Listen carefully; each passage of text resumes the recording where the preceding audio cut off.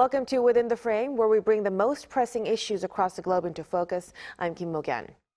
The U.S. Ukraine summit ended without progress, derailing what was seen as a crucial step toward a ceasefire.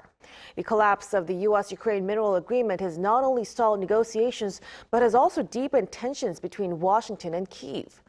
President Trump reportedly ordered a complete halt to U.S. military aid temporarily, fueling concerns that the war may become even more protracted. European leaders, meanwhile, are attempting to fill the diplomatic void, proposing a peace framework that includes a one-month ceasefire on all fronts except the ground war. However, questions remain about whether the U.S. will accept this proposal and how Moscow will react to it. To help us analyze these pressing issues, we invite Malcolm Davis, senior analyst at the Australian Strategic Policy Institute. Welcome. Thank you for having me. And also joining us online is Hannah Kim, assistant professor at Sogang University GSIS. Great to have you again, Professor Kim. Thanks for having me again. So, Professor Kim, let's start with you. On February 28th, the summit between the U.S. and Ukrainian presidents ended in failure, and the U.S.-Ukraine mineral agreement, which was considered, the first step, a crucial step towards a ceasefire, has now returned to square one. What was the decisive reason for this breakdown in talks between the two leaders? Right, so when we think about this breakdown, even before this breakdown even began, the summit between President Trump and President Zelensky went on for about 2 hours and 22 minutes. And during that time, there were a lot of discussions and comments related to dress code and showing gratitude, and even comments related to World War III. So there was already a lot of tension throughout this entire time. But the decisive reason for this breakdown was due to the heated exchange between the two leaders over the proposed U.S. Ukraine mineral resource deal. And so they were negotiating an agreement, the United States and Ukraine, concerning the mineral resources, and key aspects of this included revenue sharing, investment funds, and security assurances. But the conflict appeared when the U.S. sought substantial economic concessions from Ukraine. The U.S. proposed that they would receive 50% of Ukraine's revenues from natural resources and wanted this as compensation for past military aid. But the proposed agreement lacked clear security guarantees for Ukraine, and President Zelensky sought explicit U.S. security guarantees as part of the agreement, which was not originally part of the draft. And so President Trump declined to offer such guarantees. And because this would put Ukraine in an unstable situation, President Zelensky also started to reject the terms. So this breakdown of the event really highlights the complexities of the relationship between economic cooperation and security during a very tense geopolitical climate. Right, so it certainly seems to raise the stakes for what comes next now. Now let's bring in Dr. Davis to the conversation. So following this meeting, President Zelensky has been working to manage the situation through media interviews. Now, meanwhile, the Trump administration has ramped up pressure, even bringing up the possibility of a regime change in Ukraine. Dr. Davis, how likely is it that discussions between the two countries will make any meaningful progress going forward?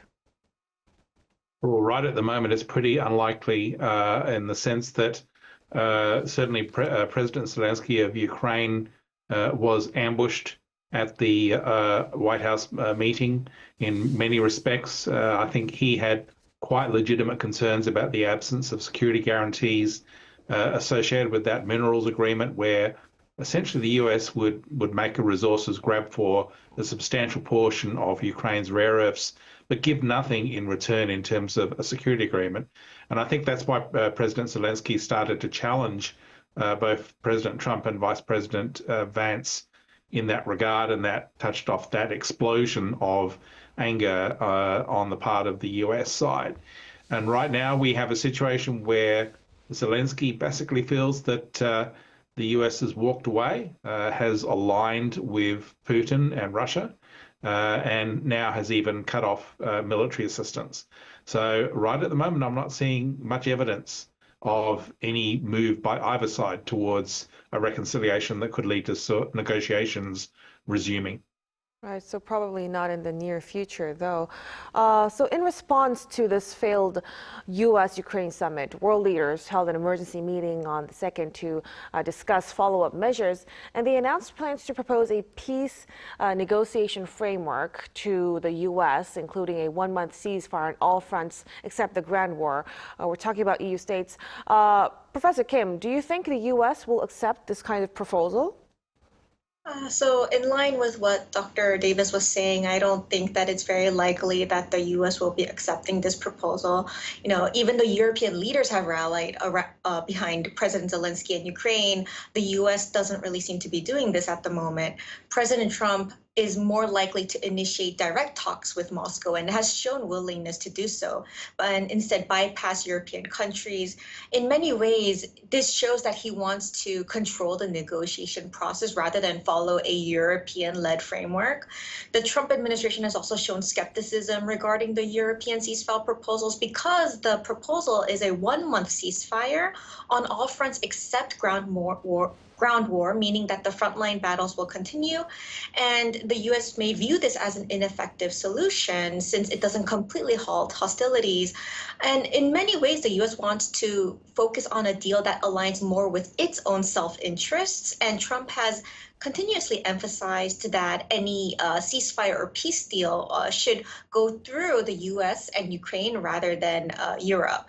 And most importantly, now the U.S. is prioritizing economic arrangements over ceasefire agreements. The Biden administration provided large financial packages with very few strings attached, but now the Trump administration wants to focus on economic returns. And the failed U.S.-Ukraine summit really just highlights this. Right, so more solid, concrete returns. That's what the U.S. wants now. So with this developments, concerns are growing more over a prolonged war in Ukraine following the collapse of the summit. And adding to the concern, President Trump reportedly ordered a temporary halt to U.S. military aid to Ukraine. Dr. Davis, how do you assess the future trajectory of the Russia-Ukraine war? Well, look, I think the so-called temporary pause is really concerning because it depends on how long this pause lasts will determine whether Ukraine has the ability to resist Russian military operations in the coming fall and the coming spring and summer in Ukraine. I think that the longer this pause lasts, the faster the Ukrainians will go through their remaining stockpiles of munitions and weapons. And then in the end, they have to basically choose to withdraw from key locations or be overrun. And that's when you're going to start to see the Russians starting to make significant territorial gains in areas around Pokrovsk, near Kharkiv, and potentially in the south towards Kherson and ultimately aiming towards Odessa. So I think that, there is a real danger here that if this pause in U.S. military assistance carries on for weeks, particularly if it carries on for months, then Russia could gain a decisive advantage and be in a very strong position then to dictate a much more aggressive and determined posture in any future peace negotiations that would go beyond what it even is claiming for now. So this is a very dangerous development indeed. Right, it's a very concerning situation.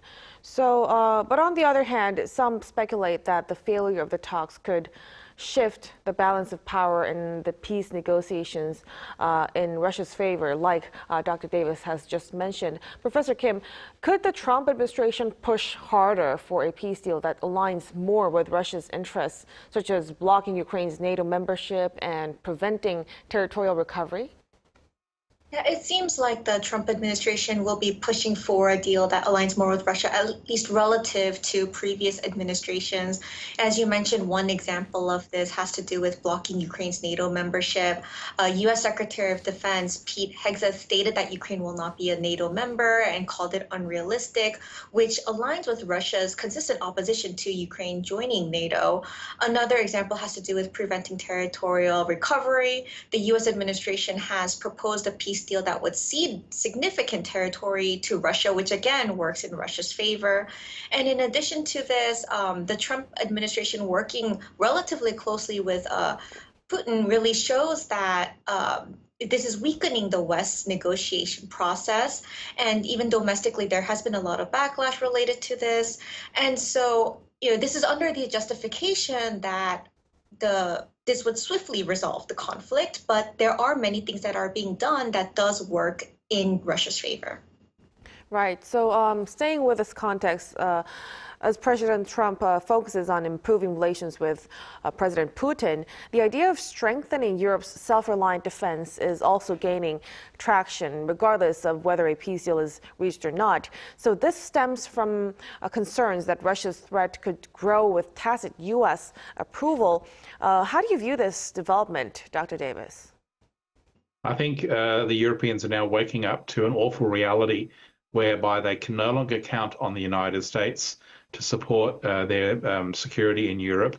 There's even question marks as to whether the United States will, in fact, withdraw from NATO or could, at the very minimum, equivocate and refuse to honour its obligations under the Article 5 of the NATO Charter, which says an attack on one is an attack on all. So Europe is now waking up to a new reality where it's facing an aggressive Russia that seems to be poised to win in Ukraine and potentially being offered a peace settlement that gives it everything it wants and also gives it time to regroup and rearm its military so that in a year or two, Putin could decide either to launch another war against Ukraine to take more territory, or he could launch an attack directly against NATO.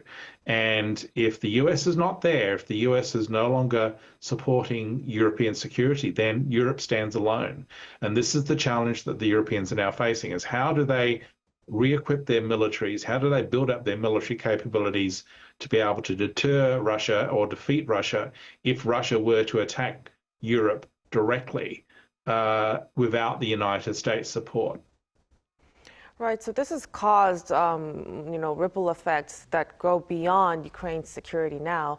And amid ongoing Ukraine peace talks, President Putin and Chinese President Xi Jinping have placed emphasis on their close communication, including a recent phone call. What message does this China-Russia dialogue send, Professor Kim? So this phone call actually took place on February 24th, which marked the third year since Russia invaded Ukraine. So I do think that there is some symbolism there in terms of how close their communication is. And the phone call between China and Russia seemed to send several messages. One, it really did highlight the strength of China-Russia relations. In the phone call, they reaffirmed their no limits partnership, emphasizing that external forces cannot drive a wedge between the two countries. And it also signaled a unified stance against Western influences. So it's highlighting a mutual commitment to counterbalancing the US and NATO. And it also reflected the ongoing strategic coordination in terms of global security issues like the Ukraine conflict, which they both have vested interests in. And so the US-Russia rapprochement may impact China-Russia relations, but I don't think that it will impact it in a very strong way. China is a crucial economic partner for Russia, and the economic interdependence between the two countries is likely to sustain the bilateral relationship. And China will observe the US-Russia rapprochement carefully and cautiously, but a significant rift at this point seems very unlikely. Well, now Russia continues to strengthen its ties with North Korea as well. We've been seeing that in the past months. On February 27th, President Putin met with Ri Hyong, Secretary of North Korea's Workers' Party. Given that such a meeting was highly unusual, Dr. Davis, analysts suggest that critical issues were discussed. Could you tell us what do you think was on the agenda? Well, it's very hard to know because everything I've read about this meeting is not very descriptive of what actually was discussed. But I can guess that probably what Putin would be asking the North Koreans for is additional manpower in the form of North Korean soldiers to go fight at the front. The North Koreans have taken terrible losses in the face of Ukrainian defenses. And I think that Putin would want North Korea to supply additional forces, perhaps on a much larger scale than the 11,000 troops that Kim Jong-un sent initially. The other issue that I think Putin would want to raise with North Korea would be the supply of additional short-range ballistic missile capabilities, drone capabilities, and other types of strike capabilities that Russia can then use to attack Ukraine's critical infrastructure, particularly its power grid. Obviously, there's got to be a quid pro quo here. Kim would want something in return, and I think Kim's main interest is in Russian expertise and technology on nuclear weapons, on missile capabilities, and on space launch capabilities and space systems. And I think that Putin probably is quite willing to work with Kim Jong-un and give Kim what he needs in return for essentially manpower to throw into the meat grinder, to put it bluntly. And that's where I think probably this negotiation was focused on.